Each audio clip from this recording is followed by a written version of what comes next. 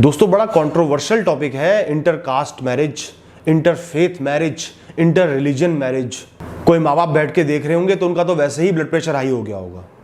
लेकिन इस टॉपिक की महत्वता बहुत ज़्यादा है, खासकर हमारे जैसे देश में इस टॉपिक की बहुत ज़्यादा रेलेवेंस है। हर दिन हज़ारों लोगों की ज़िंदगी बनती है या बर्बाद होती है इन बिलीफ्स की वजह से, इन स्टीरियोटाइप्स की वजह से, इन कल्चरल नॉर्म्स की वजह से, जो हमें inter culture, interfaith, intercaste marriage करने से रोकते हैं। सबसे पहली चीज़ मैं ये बोलूँगा, जब भी आप किसी से रिलेशनशिप फॉर्म करते हो तो आपको इतना तो पता होगा ना कि आपके माँ बाप कैसे हैं, उनकी सोच कैसी है, वो आपसे क्या चाहते हैं, किस चीज़ को वो बिल्कुल भी अलाउ नहीं करेंगे। इतना तो आपको आइडिया तो होगा ही ना, बिल्कुल अंधे तो नहीं होगे आप उनकी तरफ से, पता होगा ना। तो जब आप रिलेशनशिप फॉर्म कर रहे हो तो आपने ये सोच लेना है कि मैं अपने माँ बाप से कैसे डील करूँगा। अगर आपके माँ बाप इस चीज़ के खिलाफ हैं और हमेशा रहेंगे तो आपको एडवांस में सोच लेना है कि मैं अपने माँ बाप से कैसे डील करूँगा, उनको कैसे समझाऊँगा, और वो नहीं मानेंगे तो मुझे क्या करना है। अगर आप ये जानते हुए भी आपके माँ बाप नहीं मानेंगे और आपको उनकी बात सुननी ही सुननी है, फिर आप रिलेशनशिप में आ रहे हो, तो मतलब आप ओपनली एक दूसरे इंसान को धोखा दे रहे हो, आप एक फ्रॉड कर रहे हो, दूसरे इंसान से मजे ले रहे हो, चाहे इमोशनली चाहे फिजिकली। और उसके बाद आपका प्लान है कि जब मेरे माँ बाप पे बन के आएगी तो मैं इनको छोड़ दूंगा, डिच कर दूंगा, धोखा दे दूंगा। बुरी तो बहुत लगेगी मेरी बात, लेकिन बिल्कुल 100 आने सच बात है कि अगर आपको पता है आपके माँ बाप आपके खिलाफ जाएंगे और फिर आपको उनकी ही सुननी पड़ेगी, और फिर आप रिलेशनशिप में आ रहे हो, किसी इनोसेंट इंसान को धोखे में रख रहे हो, तो आप एक बहुत बड़े फ्रॉड हो। प्लीज़ ऐसी हरकत ना करें। अगर आप अपने माँ बाप की बात नहीं टाल सकते तो रिलेशनशिप में प्लीज़ मत आना। प्लीज़ एक इनोसेंट इंसान की ज़िंदगी बर्बाद मत करना। लोगों की पूरी ज़िंदगी खराब हो जाती है, डिप्रेशन में आ जाते हैं, कई लोग सुसाइड भी कर लेते हैं। आप तो आगे बढ़ जाओगे, पीछे मुड़ के नहीं देखोगे, लेकिन उस इंसान की ज़िंदगी बर्बाद हो जाएगी। तो प्लीज़ ऐसा मत करना। अब दूसरी बात जो आती है वो है जब आपका फाइनल डिसीजन का टाइम होता है, जब आपको अपने माँ बाप को और अपने गर्लफ्रेंड या बॉयफ्रेंड के माँ बाप से बात करनी पड़ती है और एक फॉर्मल रिलेशनशिप की बुनियाद रखनी होती है। अब जायज़ सी बात है, आपको डर लगेगा ही। भाई ज़्यादातर माँ बाप इंडिया में इस चीज़ के खिलाफ होते ही होते हैं। पता नहीं, कास्ट तो मेरे को समझ में नहीं आता आज तक, कास्ट का कॉन्सेप्ट कि अब तक क्यों चल रहा है दकियानूसी कॉन्सेप्ट।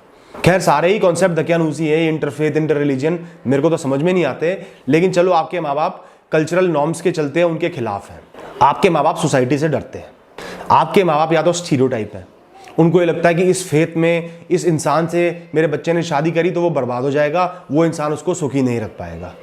तो ये एक हो गया उनका बहुत बड़ा स्टीरियोटाइप, जो कि ऑब्वियसली इमेच्योर है। आप एक इंसान को उसके कल्चर के बेसिस पे जज कभी भी नहीं कर सकते। हर इंसान अलग होता है, हर इंसान की सोच विचार अलग होता है, हर इंसान का बिहेवियर अलग होता है, पर्सनैलिटी अलग होती है। तो अगर आप एक 100% इंसान को किसी 1% चीज़ के ऊपर जज कर रहे हो तो आप वैसे ही इमेच्योर हो। दूसरी बात आती है सोसाइटी का डर। रिश्तेदार रिश्ता तोड़ लेंगे, लोग मजाक उड़ाएंगे, लोग हंसेंगे, एक्सेप्ट नहीं करेंगे। तो दोस्त, यहाँ भी आपके माँ बाप थोड़े से गलत हैं। लोगों की एक्सेप्टेंस के लिए वो अपने बच्चे की कुर्बानी कैसे दे सकते हैं? जिस इंसान से उनका बच्चा प्यार करता है, पूरा जीवन बिताना चाहता है, उस इंसान से अपने बच्चे को अलग करके, अपने बच्चे को डिप्रेशन में डाल के, स्ट्रेस में डाल के, कि वो जिंदगी भर हर दिन रिग्रेट करता रहे, माँ बाप सोसाइटी के लिए इतना बड़ा कॉम्प्रोमाइज़ कैसे कर सकते हैं? क्या सोसाइटी इतनी ज़रूरी है? अपने बच्चों से अगर सोसाइटी ज़रूरी है तो फिर बच्चों के लिए भी माँ बाप ज़रूरी नहीं होंगे। गिव एंड टेक रिलेशनशिप है। अगर माँ बाप अपने बच्चे को इतनी इंपॉर्टेंस नहीं दे पा रहे, सोसाइटी को सर्वोपरि रख रहे हैं, तो फिर बच्चों से उन्हें एक्सपेक्ट नहीं करना चाहिए। इसके अलावा और भी कई कारण हैं कि माँ बाप उस शादी के खिलाफ होते हैं। अब दुविधा ये आती है, वो एक इंसान फंस जाता है। एक तरफ तो उनका प्यार है, सालों उस इंसान के साथ बिताए हैं, इतना प्यार है, सारे सपने संजोए हैं, उनके साथ ही जीवन जीना चाहते हैं, बहुत ज़बरदस्त अट्रैक्शन और लव है उनके साथ, उनको एक पल के लिए भी नहीं छोड़ सकते, और जीवन भर के लिए छोड़ देना तो बस की बात ही नहीं है। दूसरी तरफ आते हैं माँ बाप, जिन्होंने बचपन से पाला पोसा, प्यार किया, बड़ा किया, बहुत ज़्यादा इंपॉर्टेंट है, उनकी इज्जत इंपॉर्टेंट है, लेकिन वो माँ बाप उस शादी के खिलाफ है। अब वो इंसान फंस गया बुरी तरह, क्या करें? अक्सर मेरे पास मैसेज आते हैं कि अब हम क्या करें, मेरे को तो सुसाइडल फीलिंग हो रही है, मेरा जीवन से मन भर गया, मेरे माँ बाप मेरे गर्लफ्रेंड बॉयफ्रेंड के खिलाफ है, मैं कैसे आगे बढ़ूँ? मुझे भैया कुछ समझ में नहीं आ रहा, बिस्तर से निकलने का ही मन नहीं कर रहा। ऐसे लोगों को मैं एक ही बात कहता हूँ कि भैया, तुम क्यों इस इतनी बड़ी दुविधा में फंस रहे हो? तुम्हें क्या जरूरत है इतनी बड़ी दुविधा में फंसने की? तुम दो लोगों से प्यार करते हो, एक है तुम्हारा बॉयफ्रेंड गर्लफ्रेंड, एक है तुम्हारे माँ बाप। तुमने उन दोनों पे चॉइस छोड़ देनी है ना। अगर तुम्हारा बॉयफ्रेंड गर्लफ्रेंड कह रहा है कि मैं तुम्हारे माँ बाप को एक्सेप्ट नहीं करूंगा, तो आप उनसे ये कह देना कि भैया मेरे माँ बाप को एक्सेप्ट करना ही पड़ेगा, मैं अपने माँ बाप से बहुत प्यार करता हूँ और अगर तुम मुझे प्यार करते हो उनको एक्सेप्ट करना पड़ेगा। उसके बाद वो कहते हैं कि मैं एक्सेप्ट नहीं कर पाऊंगा तुम्हारे माँ बाप को, तो फिर वो आपकी ज़िंदगी से जा सकते हैं, आपकी कोई गलती नहीं। ऐसे ही अपने माँ बाप को बोल देना कि मम्मी पापा मैं आपसे बहुत प्यार करता हूँ, बहुत प्यार करती हूँ, आपकी हमेशा इज्जत करती हूँ, करती रहूँगी, हमेशा आपके साथ खड़ी रहूँगी, लेकिन मैं उस इंसान से भी प्यार करती हूँ, उन्हीं से शादी कर सकती हूँ, उन्हीं के साथ जीवन व्यतीत कर सकती हूँ, वरना मेरा जीवन बेकार हो जाएगा, मैं हर दिन रिग्रेट करूँगी, डिप्रेशन में आ जाऊँगी। आपके ऊपर चॉइस है, मैं आपको हमेशा प्यार करती रहूँगी, आपका मन है, आप मुझे चाहे तो इस घर से धक्के मार के निकाल दो, अपनी ज़िंदगी से निकाल दो, मैं खड़ी हूँ, मैं हमेशा आपके साथ रहूँगी, लेकिन आप अगर मुझे निकाल दोगे तो आपका मन है, मैं उस इंसान को नहीं छोड़ूंगी। चॉइस आपने उन दोनों पार्टीज को दे दी, अब उनका मन है, उन्होंने क्या करना है। अगर आपके माँ बाप आपको अपनी ज़िंदगी से निकाल रहे हैं तो ठीक है, फिर उनका मन है, आपने तो उनको नहीं निकाला ना, आप तो उनके साथ खड़े हुए हो, आपने कमिटमेंट किया है कि मैं बुरे वक्त में अच्छे वक्त में आपके साथ खड़ी रहूँगी या खड़ा रहूँगा। उन्होंने आपको निकाल दिया तो ठीक है, फिर आप जाके उस इंसान से शादी कर लो। आप अपने पाथ पे, अपने रास्ते पे गलत नहीं होने चाहिए, ऑनेस्ट होने चाहिए। जिस भी इंसान से आप प्यार करते हो, जो भी इंसान आपको प्यार करता है, उसके प्रति डेडिकेटेड होने चाहिए। माँ बाप हैं, उनके प्रति डेडिकेशन होना चाहिए। लेकिन अगर आपके माँ बाप ही आपको वैल्यू नहीं कर पा रहे, आपकी सोच को समझ नहीं पा रहे, आपकी खुशियों को समझ नहीं पा रहे और आपको अपनी ज़िंदगी से निकाल देना चाहते हैं या ब्लैकमेल कर रहे हैं, तो भैया फिर उनका मन है। और कई लोगों के माँ बाप तो भैया ब्लैकमेल करने लगते हैं, हम अपनी जान दे देंगे, हम सुसाइड कर लेंगे। कितनी गलत बात है यार, आप कैसे ये हरकत कर सकते हो, ये तो क्रिमिनल एक्टिविटी है। किसी इंसान को सुसाइड के लिए आप मजबूर कर रहे हो, आप करो ना करो, वो इंसान मजबूर हो जाएगा सुसाइड करने के लिए। इतने घोर डिप्रेशन में, स्ट्रेस में आप एक बच्चे को डाल रहे हो कि हम सुसाइड कर लेंगे उससे शादी करी तो, इतनी बड़ी दुविधा में डाल रहे हो, बहुत ही गलत कर रहे हो और एक क्रिमिनल एक्टिविटी है। और अगर आपके माँ बाप ऐसी हरकत करते हैं, आपको ब्लैकमेल करते हैं, तो प्लीज माँ बाप हो चाहे कोई हो, कभी भी ब्लैकमेल किसी का मत सहना।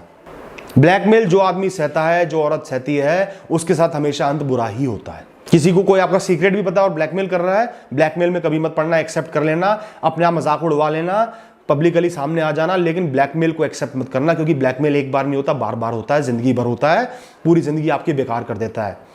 तो अगर आपके माँ बाप आपको ब्लैकमेल करने पे उतर आए हैं तो प्लीज ब्लैकमेलिंग मत लेना। हाथ जोड़ के रिक्वेस्ट है, चाहे बहुत लोग जो देख रहे होंगे उनको बुरा भी लगेगा, लेकिन प्लीज ब्लैकमेलिंग किसी की भी मत लेना।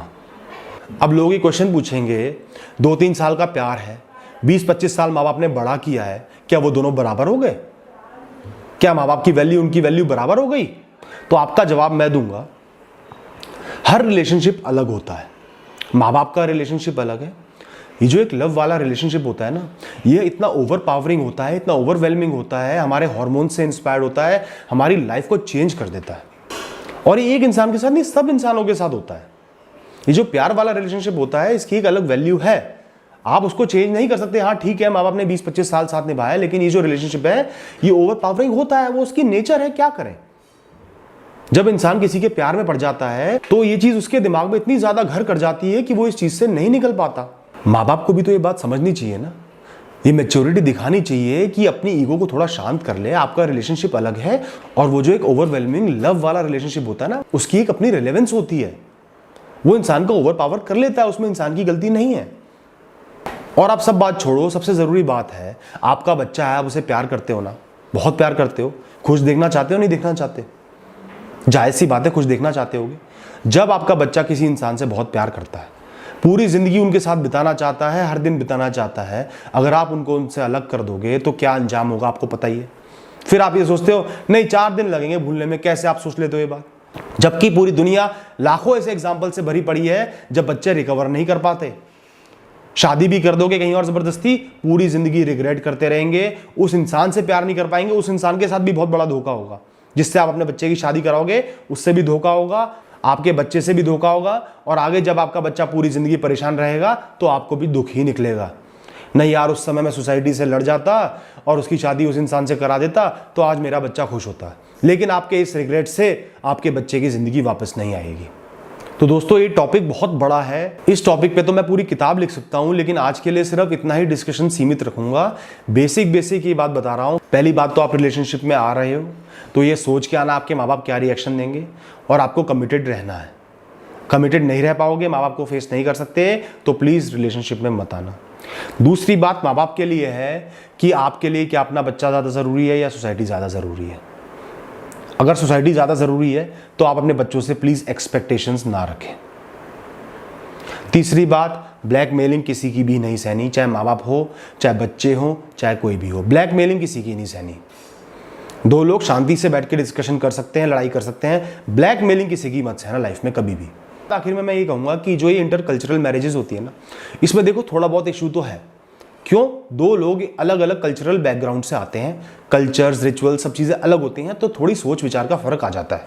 इन्फैचुएशन के चलते आप उस चीज़ को रियलाइज़ नहीं कर पाते, लेकिन जब शादी हो जाती है ना, तो वो छोटी छोटी चीज़ें बहुत ज़्यादा चुभने लगती हैं, वो डिफरेंसेस जो होते हैं वो चुभने लगते हैं। तो कभी भी आप किसी से प्यार में पड़ते हो तो आप ये एश्योर कर लेना कि वो प्यार है भी या नहीं है।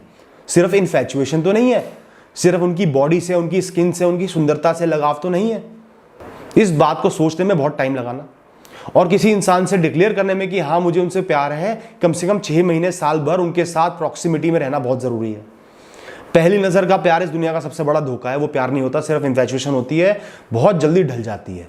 और जो लोग खाली इन्फैचुएशन के बेसिस पे शादी कर लेते हैं, लव मैरिज कर लेते हैं, ऐसी मैरिजेस ज़्यादातर फेल हो जाती हैं, क्योंकि वो एक दूसरे की कमियों को समझ नहीं पाते, रिस्पेक्ट नहीं कर पाते, कल्चरल डिफरेंसेस को अप्रिशिएट नहीं कर पाते। और शादी के बाद जब हनीमून पीरियड ओवर हो जाता है, जब एक दूसरे से थोड़ा थोड़ा मन भर जाता है, वो बॉडी की इच्छा पूरी हो जाती है, तो वो छोटी छोटी बातें चुभने लगती हैं, लड़ाइयाँ बढ़ती चली जाती हैं और फिर वो दो लोग अलग हो जाते हैं। तो यहाँ आपके माँ बाप सही भी हैं, थोड़े बहुत इशूज़ लव मैरिजेस में होते हैं। तो अगर आप लव मैरिज करना चाहते हो, अश्योर कर लो कि आपको उनसे प्यार है भी या नहीं है, प्यार आप दोनों का पक्का है भी या नहीं है। उनकी खामियों को ज़रूर जान लेना, जान के अप्रिशिएट कर लेना, नहीं कर पाओ तो अलग हो जाना। और जो उनकी कल्चरल डिफरेंसेस है, इस बारे में आपस में बात करो। सिर्फ प्यार मोहब्बत की रोमांस की बातें मत करो, आपस में बातें करो, एक दूसरे के कल्चर को डिस्कस करो, एक दूसरे की जो नेसेसिटीज़ हैं, जो रिक्वायरमेंट्स हैं, उनको डिस्कस करो। मुझे बच्चा नहीं चाहिए, कई पार्टनर्स की ऐसी रिक्वायरमेंट होती है, आप शुरू में बात डिस्कस नहीं करते और शादी के बाद फिर प्रॉब्लम आ जाती है। मुझे वर्किंग पार्टनर नहीं चाहिए, ऐसी आपकी रिक्वायरमेंट है, लेकिन आपने अपने पार्टनर को नहीं बोला, फिर शादी के बाद प्रॉब्लम आ जाएगी।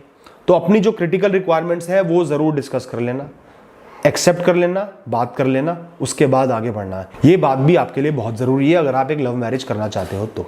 ठीक है दोस्तों, आज के लिए इतना ही बोलूँगा। आखिर में एक लाइन और बोलूँगा, किसी से अगर आप सच्चा प्यार करते हो, लाइफ लॉन्ग उस इंसान को किसी के लिए भी मत छोड़ना, किसी भी चीज़ के लिए मत छोड़ना, चाहे कुछ भी हो जाए। उनका हाथ पकड़े रहना, अच्छे वक्त में, बुरे वक्त में, जब वो रोएंगे, जब वो हंसेंगे, आप उनके साथ होने चाहिए।